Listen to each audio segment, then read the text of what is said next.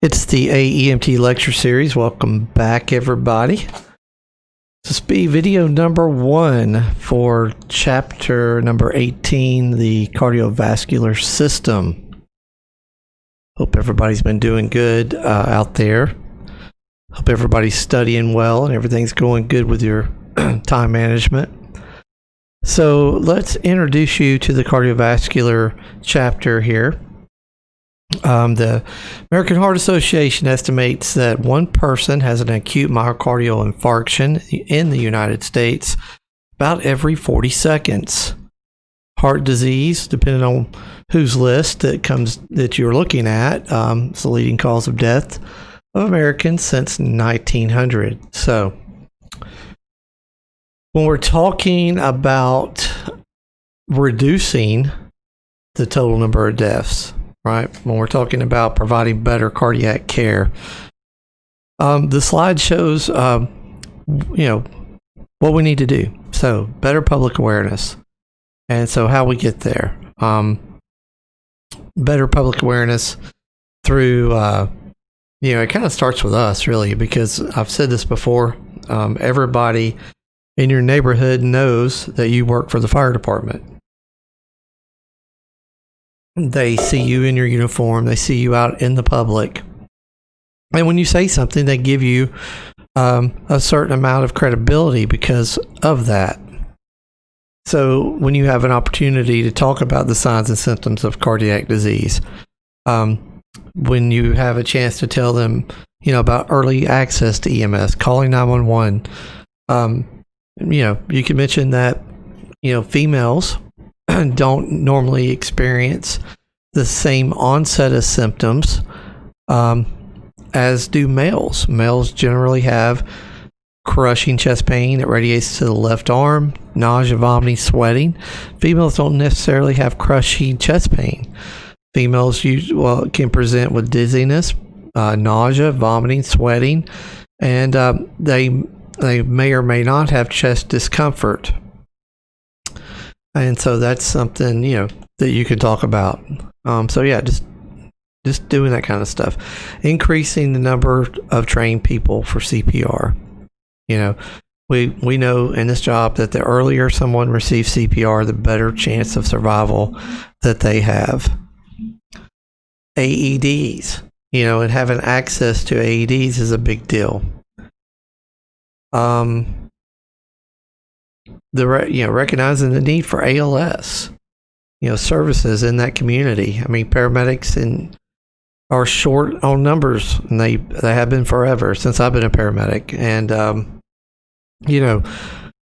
trying to work it out to where you can have other options available. Or maybe you have one paramedic to every 5 BLS units that first responds with them, stuff like that. And then understanding about when we transport someone to the hospital, that we transport to a hospital that can provide that specialty care, such as, a heart catheterization. They could do, open heart surgery, all of that being at one facility, a 24-hour, 7-day-a-week open cath lab. All of that's very important for survivability.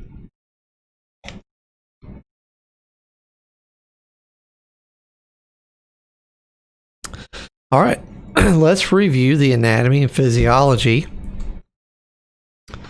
One second here. Let's get situated. Let's review the AMP of the cardiovascular system. It should be pretty fresh. We're just coming off of the AMP chapter. So the cardiovascular system consists of what? The heart, right? The blood vessels in the blood. Let's keep going. Let's talk about the structures of the heart, the myocardium. Okay, that's the heart muscle. We've talked about the pericardial sac, right? It's that thin membrane that covers the heart. It's, like I said, it's very hard to see unless it's been lacerated. The visceral layer of the pericardium that lies against the heart, it's called the epicardium. All right, and then the pericardial fluid within that reduces friction within the pericardial sac. the endocardium, all right, the inner lining of the chambers of the heart and the surface of the valves. We know each atrium receives blood, right, and then the ventricles actually pump the blood. All right, the atrioventricular valves, the semilunar valve, tricuspid, right? Try before you buy. Tricuspid, right? It's located in between the right ventricle and the right atrium. You have the aortic valve, is a semilunar valve, and the pulmonic valve. We have the papillary muscles in the ventricles that contract to tighten the chordae tendae. All right, here's your picture of your heart. The all-important aorta. Here is your pulmonary artery. All right, so let's organize this a little bit so you can see. All right, so here's your right atrium.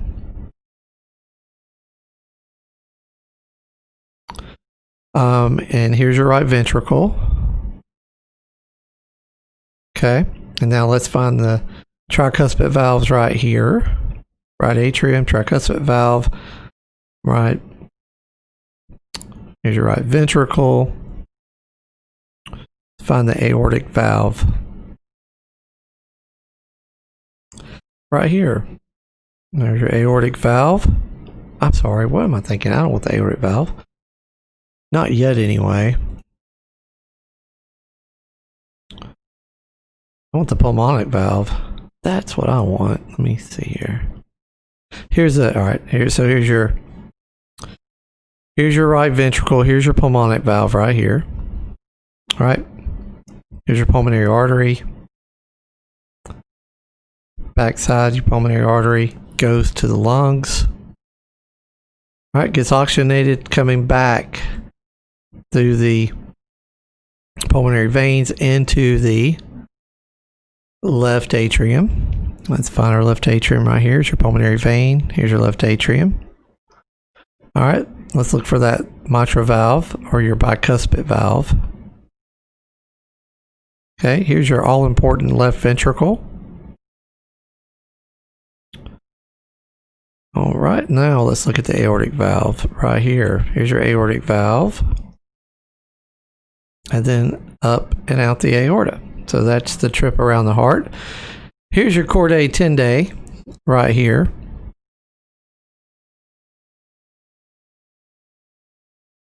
Okay. Pretty interesting. Let's keep going.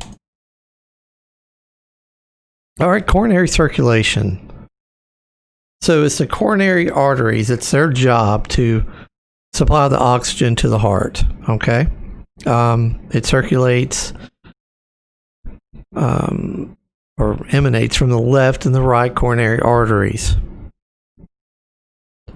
The left main coronary artery divides into the left anterior descending artery and the circumflex artery. Let's take a look at that.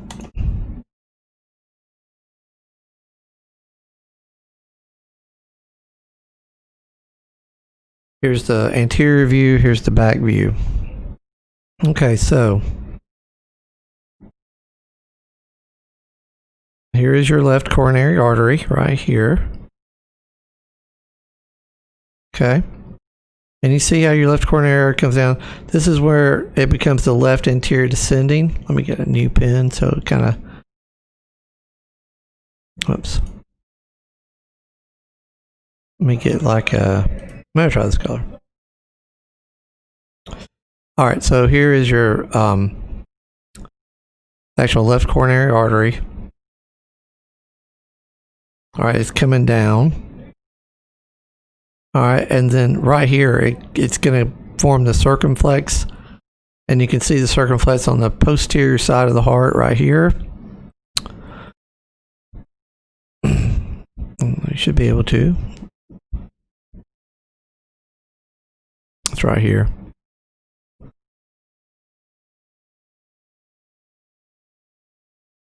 Okay. And then we go down to form your left anterior descending, which is right here. All right.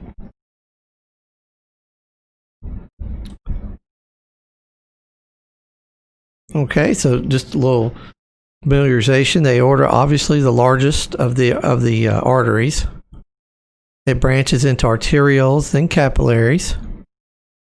All right, and eventually changes over from venules to veins. We already know about the superior vena cava and the inferior vena cava.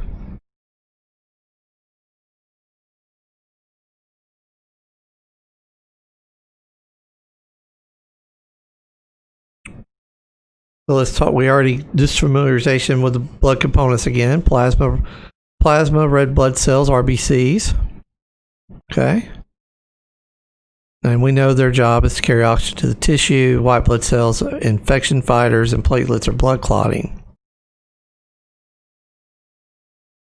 Now we know the pump is a little different. The cardiac cells, because they provide that electrical stimulus. That's how they're different than other cells.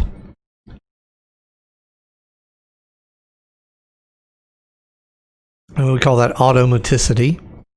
And that automaticity starts at the SA node, the sinoatrial node. Right? It's the origin of the electrical impulse. And when everything's going good and it starts there, we have a intrinsic rate of 60 to 100 beats per minute. Now we know that impulse travels down and it spreads out and it goes all the way to the AV node. We know it goes down through the bundle of His, eventually making its way down to the ventricles, just like this shows here. So here we have your SA node. All right, and we're traveling, and the first place we come up with is the AV node. We have the AV bundle. We're going to come down. We have the right and left AV bundles, right? This is the middle part of the heart right here is called the septum, and that branches off, okay, into the Purkinje fibers surrounding the ventricles. And so that's how that electrical stimulus travels.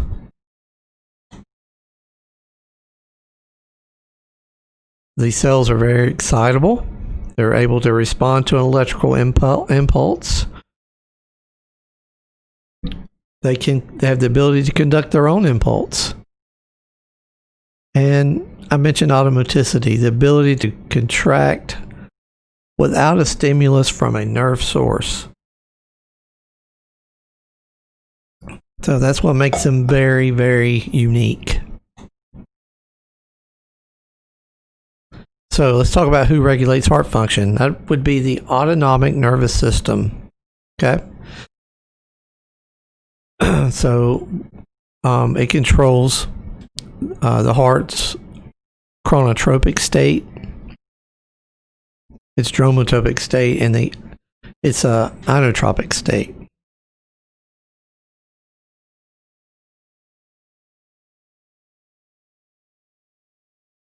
And then let's don't forget what's located also around the aorta, the receptors, right? And that would be the baroreceptors. And that is helped to monitor pressure in those arteries and veins. I'm sorry, in the aortic artery.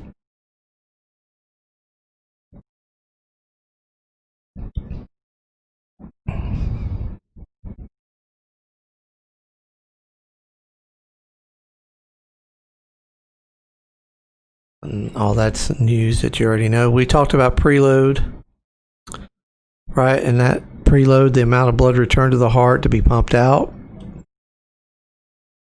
We're going to talk about afterload now. And that's when we talk about afterload, we're talking about the pressure against which the left ventricle must pump blood. Okay. Well, next time I see you, I'm going to back up here in a second. I'll show you right now. Let's back up a little bit. So,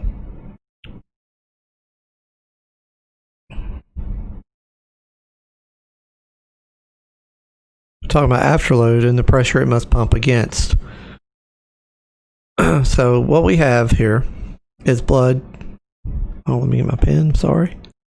We have blood returning to the right atrium, right? And we know it's coming from the inferior vena cava and through the superior vena cava. Okay. Then, of course, we know that that blood is pumped out through the aorta and it pumped out to the body. That's systemic circulation. Okay. Well, all of this has a constant pressure. Remember, we mentioned the MAP, the mean arterial pressure. There's a certain pressure that it needs to always maintain so that it can have the correct cardiac output and maintain blood pressure.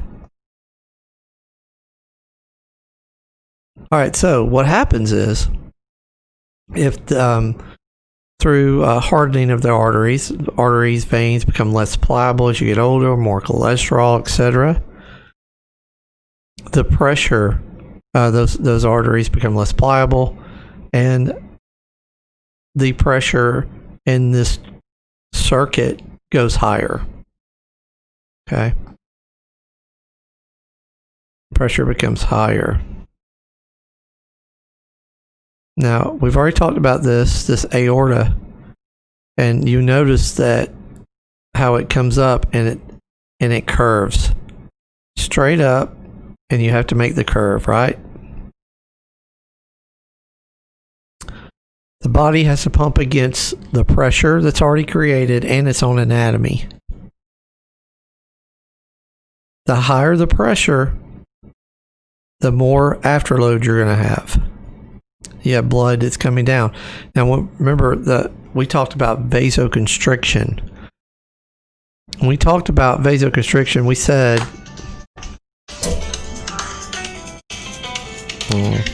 sorry guys, hold on one second. I meant to put this on silent.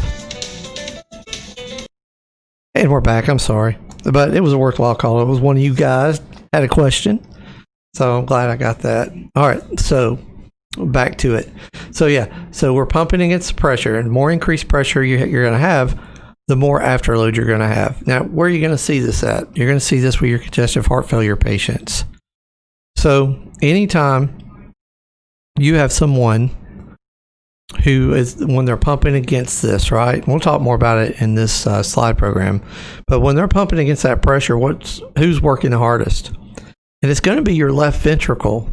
And it's not so much if they're working harder, but there's more muscle here. See how much muscle you have right here? Okay, that's muscle. That's all muscle. Let's compare that with the right ventricle. A whole lot less muscle. So what ends up happening is, if this left ventricle starts working harder to pump against this pressure, what's going to happen is preload. Right? You're going to increase preload, and that's the plan. The body does that to compensate. And so you start compensating. But what's going to happen is too much preload can go bad, because after this thing works out so much, it's a muscle. It's no longer stretched and returning. Now it's stretched and it's developed, just like working out at the gym. The muscle has grown. Now the problem is that now that it's grown that way, it probably you can't take it away. All right, you can't make it smaller because it's so swollen. So what you're going to have to do is we're going to have to give this guy something to vasodilate the vessels to decrease preload. And once we decrease preload, the patient will get much better. Now, they're still going to have problems depending on how big this heart muscle is now. They are going to have problems walking to the mailbox type deal.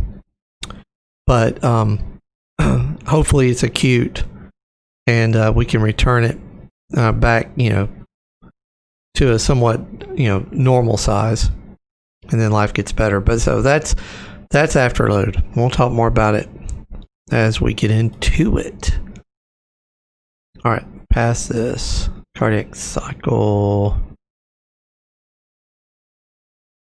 So yeah, okay. We've already talked about this. Let's talk about it some more. Factors that influence the heart rate. We said stroke volume, right? We said stroke volume. The amount of blood that's pumped out of that left ventricle. Okay, because if we have a lot of blood in that ventricle, that's going to be stretching that left ventricle out. That's preload. All right. And then Starling's law, who confirms that? And he's basically saying that if you increase the volume of blood to the left ventricle, you're going to increase preload. Oops. LOAD. And that's going to increase blood pressure. Bam. So that's how that works. So we know about blood flow in the lungs, right? It's going to leave the pulmonary arteries. It's going to go into the lungs. Diffusion will occur. CO2 will be dropped off, and O2 will be accepted. We've done that and talked about it. Pulmonary circulation. Remember, we had systemic circulation and we had pulmonary circulation, right? That pulmonary circulation is gas exchange coming from the right side of the heart through the pulmonary arteries into the lungs. And systemic circulation is coming from the left side of the heart. All right. Oxygenated blood, left atrium, left ventricle, aorta, bam, out to the heart. Now, let's talk about some chest pain or discomfort. Some causes. Decreased blood flow to the heart muscle. Absolutely. Absolutely, right? Heart muscle is dependent upon, it's a muscle. It's got to be fed. All right, so just remember, like, I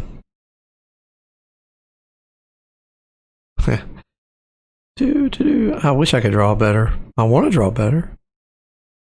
All right, we're just going to focus on the left ventricle here. All right, and so we have the left ventricle. But all right, so that's a poor attempt in drawing.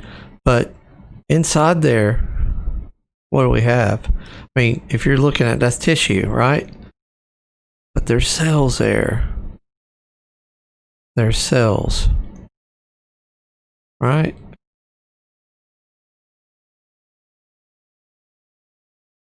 Then what do cells make? Are you tired of me saying that? Tissue.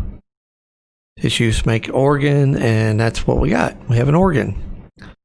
Cells. Bam, bam, bam. All right, and so when these guys don't get oxygen, they become necrotic. And, whoops.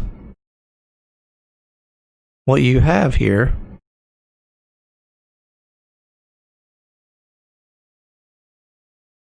is pain receptors. All right. So what do you think happens? So pain receptors are down here, right? And so when these guys get necrotic, they swell and they start falling upon these pain receptors here. And that's what ends up signaling that, hey, my chest hurts. And so, yeah, so this tissue will die. So our goal would be to restore blood flow. And so remember, you have those coronary arteries coming down, all right? Like left anterior descending, circumflex. Okay. Our goal here is to take this patient to a hospital that is a cardiac facility in order to restore blood flow. If you restore blood flow, you're able to restore function and hopefully restore tissue. Hopefully we didn't lose that much tissue. Be even better if we could catch a blockage before we had chest pain and a heart attack.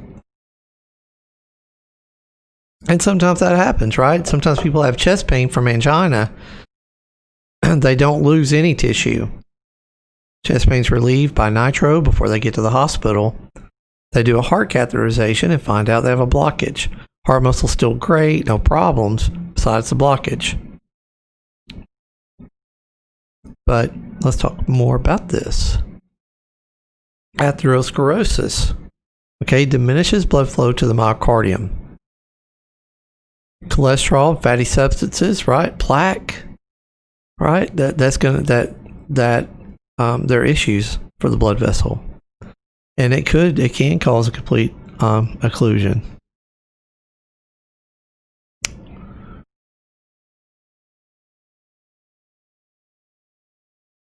The damage sometimes to the coronary arteries can become very extensive, and they can't accommodate the increased blood flow at the time the increase is needed. So think about that.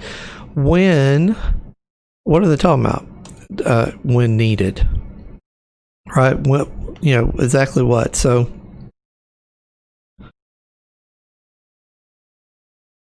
what you got to ask yourself? Here's your coronary artery. Going to the back, this is your LAD, circumflex. Okay, and so let's say you're outside cutting the grass, playing tennis, doing something fun. What happens? So we have an increase in heart rate. Heart rate increases. So why does it increase? Well, because these cells, you're having a good time, and they need more oxygen. Man, I'm telling you what, dude, this pen is killing me today. They need more oxygen.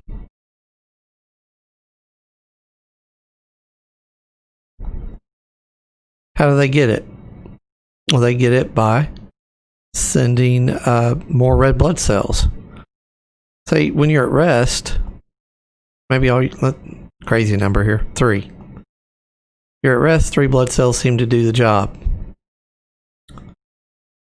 All right, but maybe you're having a good time, and you need 6 red blood cells. Well, we need to increase heart rate to pump those red blood cells through. But if you have a blockage in your artery, okay,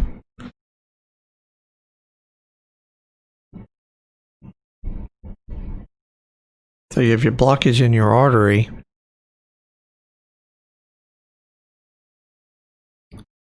and normally when you're just delivering 3 red blood cells, no problem. We got it. But when you need 6 red blood cells, we call upon more blood, and what happens? You don't get 6. You're continuously getting 3. Continuous flow of just 3 red blood cells. That makes the heart angry. And so, discomfort to get your attention. Hey, stop having fun because I'm not having fun, right? Slow down, stop. I can't deal with this. You're only giving me 3 and I need 6. Okay. So what happens when you slow down? Pain goes away. Heart's like, okay, we're good now. Thank you for doing that. So that's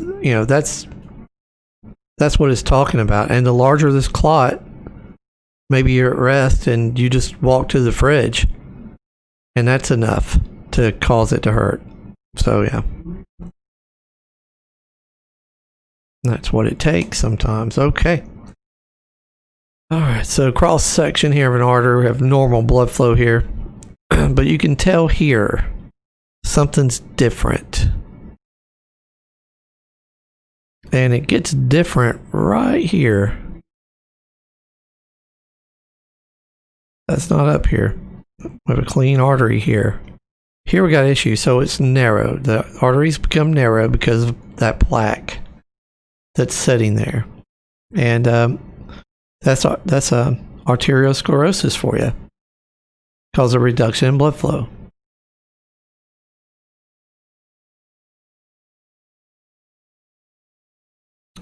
So we need to fix that. But here's something a little different.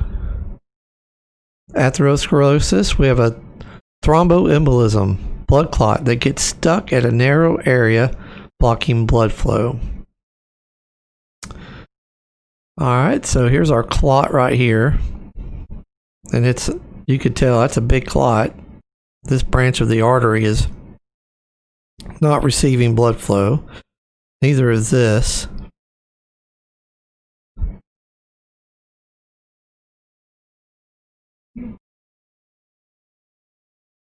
And then we have an acute myocardial infarction that occurs secondary to this blockage from the coronary artery.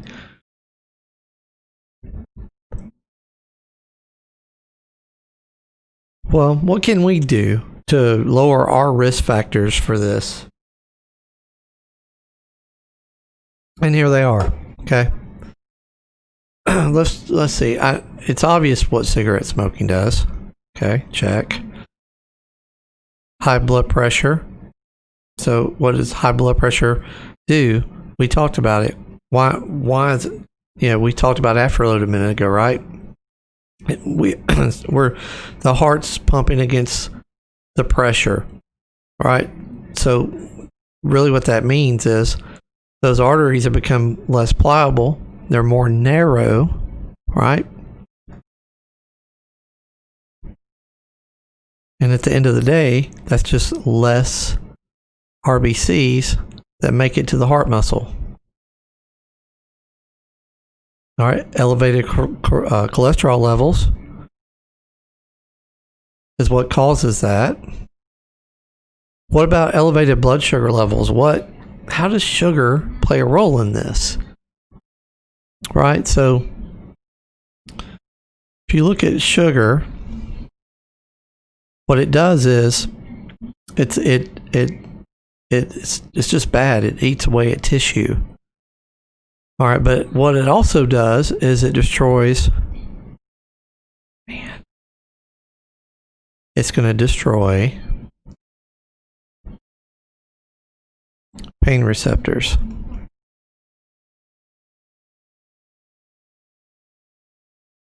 That's right. So that's how some of your diabetics can have silent MIs. The sugar just tears it up. It just eats them away. Lack of exercise, obviously, and then stress. All right, let's move on.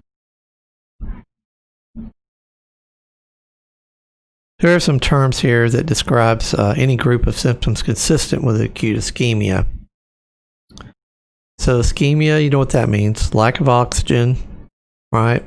Then we're going to put that with myocardial, so lack of oxygen to the heart muscle. And so we know, I mean, we really do know this. We really know that blood brings O2. Less blood, less O2. So we have to restore blood flow. At the end of the day, it's I know it's hard for sometimes, but when you teach it for a long time, you can really start seeing it. Chest pain. All right, so there's a couple of causes.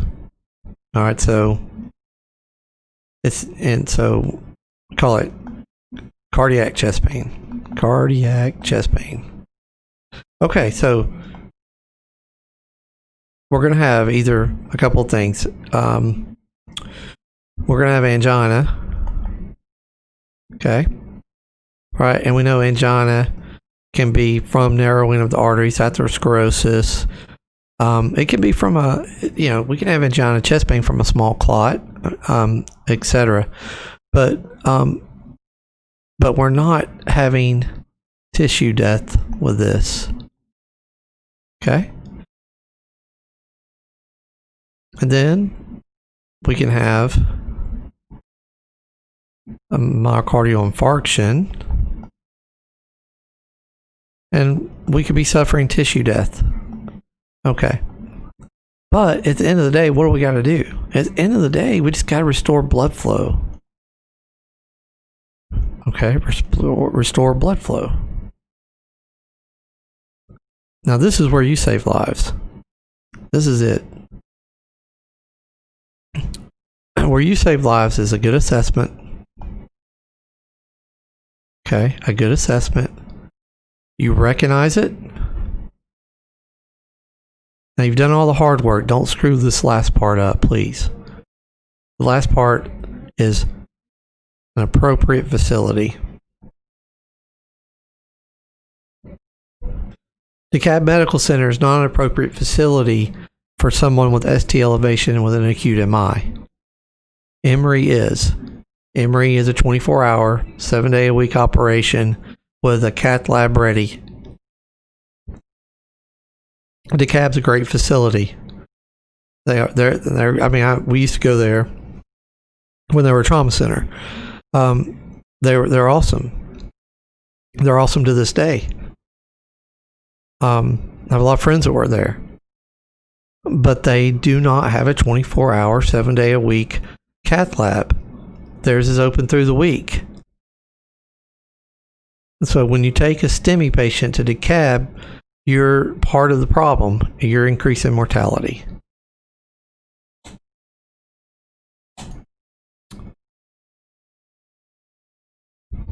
So we just talked about angina. That brief period where heart tissue is not getting enough oxygen. It's a brief period. We don't have tissue death from that. Okay? The signs and symptoms for angina and for an acute myocardial infarction are the same. At least for guys. Crushing, squeezing type pain. All right, mid-chest, under the sternum, radiate to the jaw. Right? And then it tells you something about like single episodes may cause myocardial infarction. Single episodes are probably undiagnosed and they're having an MI. Angina, usually they have a diagnosis of that.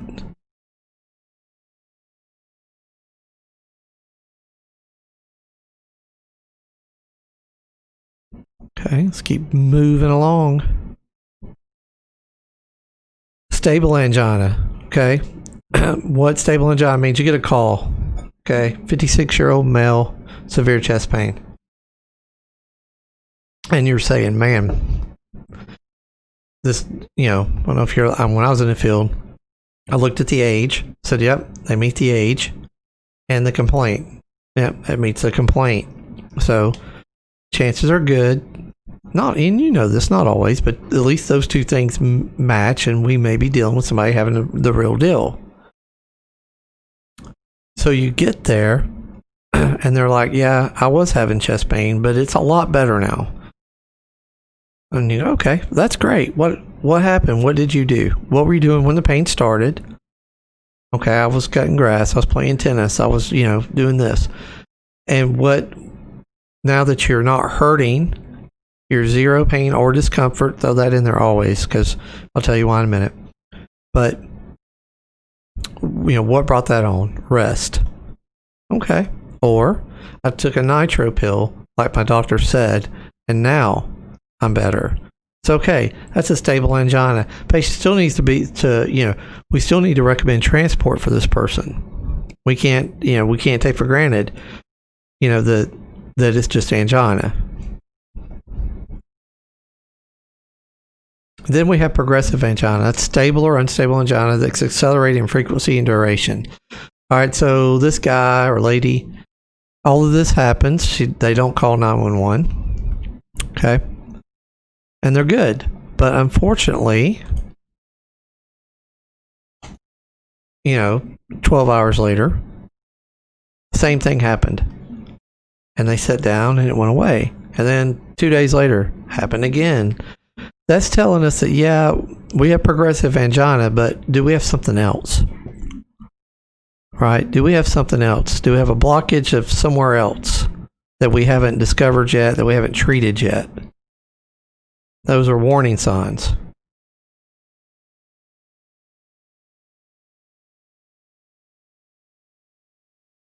Yep. And so this is common sense type stuff. Pain is a signal. And cardiac catheterization is the best way to fix this.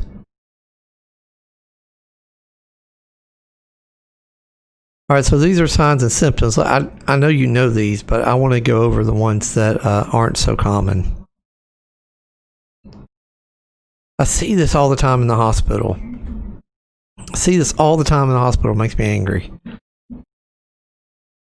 But most paramedics in the field, they'll have a patient with syncope. And what they don't do is a 12-lead EKG. A 12-lead EKG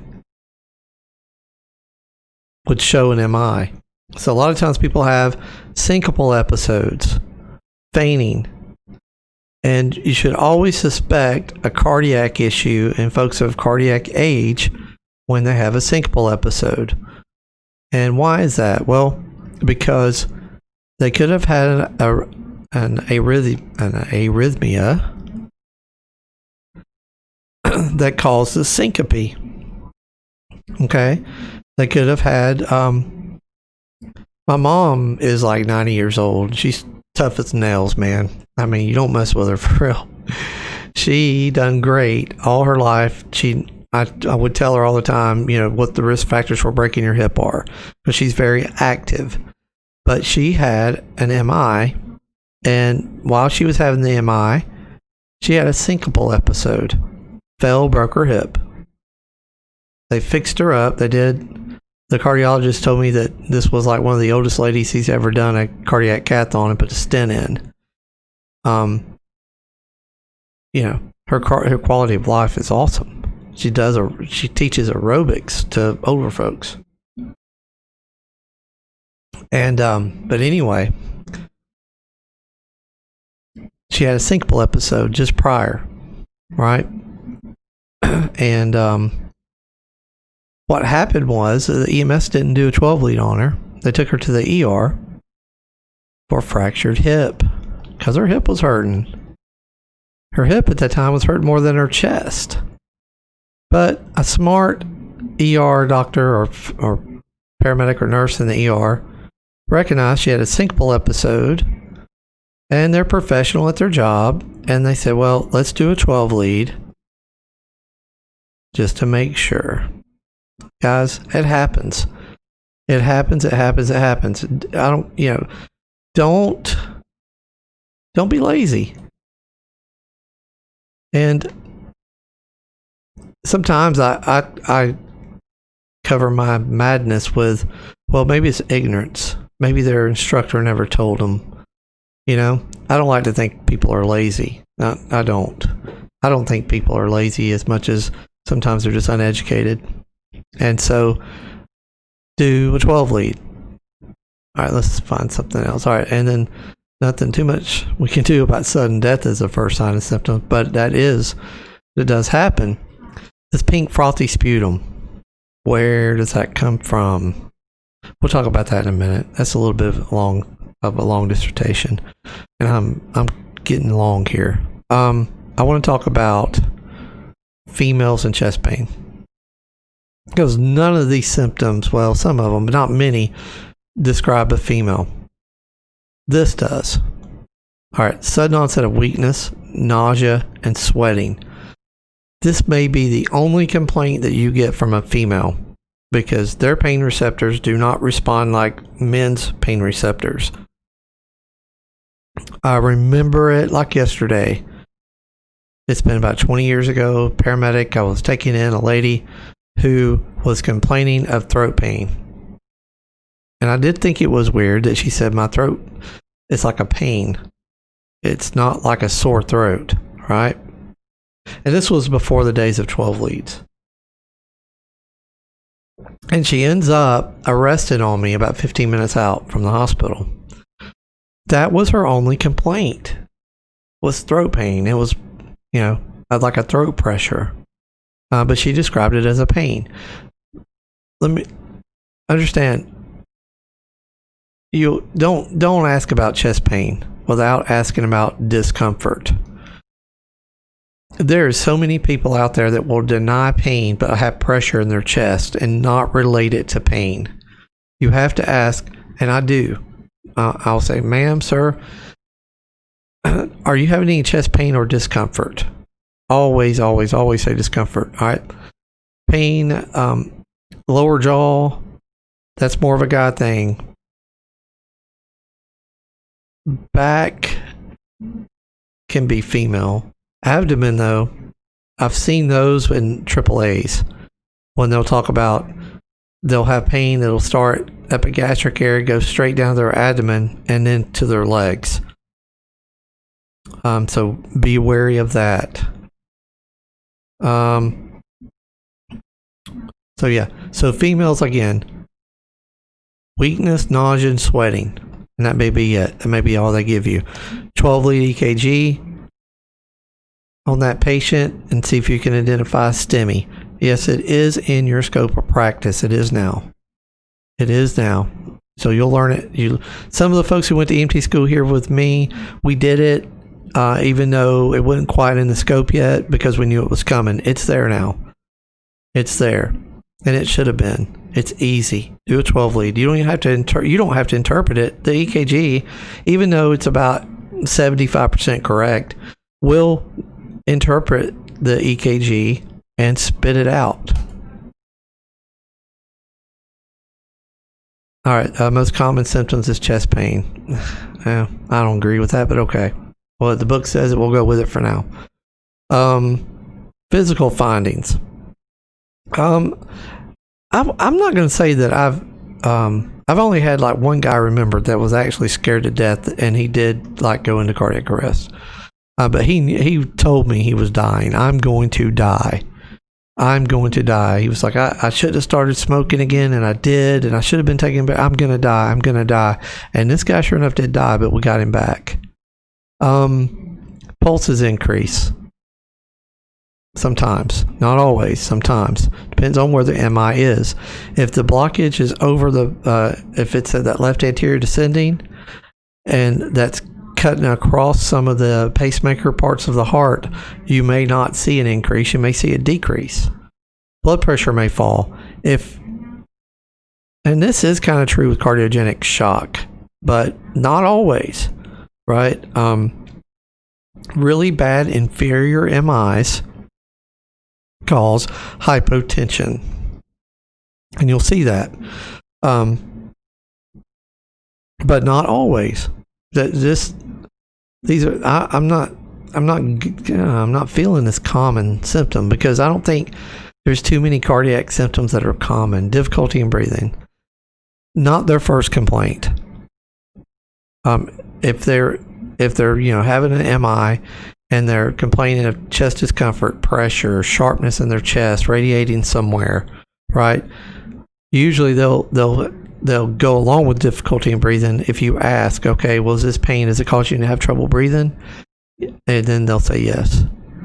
Like I said, overwhelming feeling of impending doom. Just a few, man. I've just had a few. And not enough for me to say it was common. You just have to get a feel for cardiac patients. And I always suspect cardiac until I rule it out. Always suspect cardiac until you rule it out. And if you'll do that, you'll be okay. Consequences. Well, it's obvious. I mean, there's bad consequences when the pump isn't working right. Okay. Sudden death, obviously. Cardiogenic shock, not a good day, and heart failure. We'll talk more about heart failure here in a little while. Lethal and non-lethal dysrhythmias. So we do need to be familiar with these. Tachycardia. All right. Tachy, fast. Okay. So fast. Usually, they'll tell you anything over 100 is called sinus tachycardia. If we're doing rhythm interpretation. But yeah, anything over 100 you could call tachycardia. Bradycardia. Let me put that. Greater than 100 beats per minute. All right, bradycardia. Yep, bradycardia. Anything usually less than 60 beats per minute. VTAC. Now, VTAC these are your patients who are in conscious VFib. And if you have them on the monitor, it's going to tell you they have a heart rate of, greater than 250 beats per minute. But that's an electrical rhythm pulse rate. They may have a different pulse rate than this. right? They probably will not have a pulse rate at all that you can feel, because the electrical stimulus is flying through the heart. So SA node, AV node, right? Purkinje fibers. And what happens is all of these impulses are hitting, boom, boom, and they're hitting so fast that the ventricles don't have time to fill at all. And this person's about dead. So something needs to be done quickly to fix that. And then we're all familiar with VFib. All right, let me get through this last slide and I'll stop and I'll restart a new video. So acute myocardial infarctions, as you see here, these are rhythm strips. And this is a sinus rhythm. It's a normal sinus rhythm. I know this because I can identify a P wave, a QRS, and a T. Now, with a 12-lead EKG, I could see if this is called a T wave right here.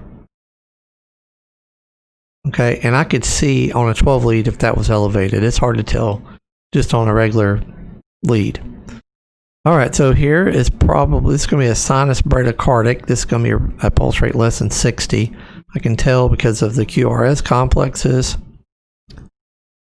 And I can tell see how this is, they're closer. These are further away. This to me looks like a VTAC patient that I was telling you about. These patients are usually conscious. All right, and these folks are having a bad day. You'll be able to look and tell. They're going to be sweaty, they're going to be pale, and they're going to look like death, because left unresolved, this happens. And this is VFib. Okay, we kind of all know that one. This is I'll put VTAC here for you. Sinus brady. And there you go. Guys, I'm going to end this video here, 45 minutes. I'll come right back with another one, okay? So, talk to you in just a minute.